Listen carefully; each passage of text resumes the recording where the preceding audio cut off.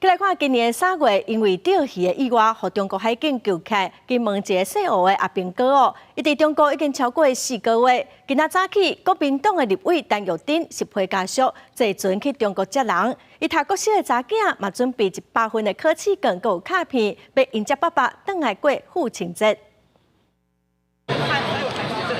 详细对资料准备出发一小三通船帮去厦门接人。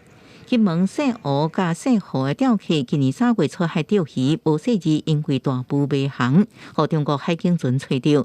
姓吴的钓客已经伫3月23返来到金门，毋过姓何的钓客因为疑似军人身份被中国滞留到即马，已经超过4个月，总算应返来。今天父亲节是一个很好的礼物，希望赶快把儿子接回来。以后就不用烦恼了，每天晚上睡不着。所以儿子可以回来，真的很高兴。谢谢你们大家关心，也谢谢各位的努力，谢谢。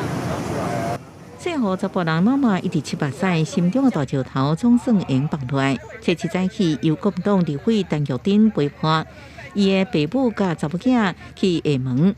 伊的查某囝也搁咧读小学，搁准备考试卷甲亲手做的父亲节卡片，要去接爸爸，欢喜团圆，等于过父亲节。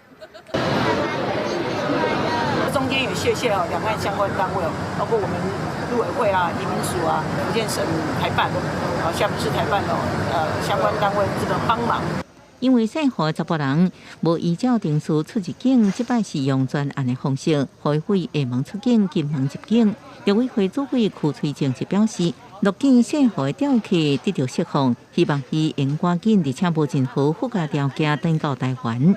不幸钓个已经超过了100天，事实上这是大家无法理解的事情。好，我们希望他能够尽速回到金门家乡来。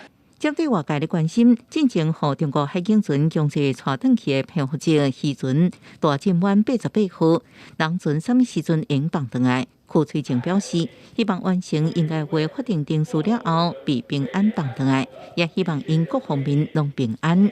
记者综合报道。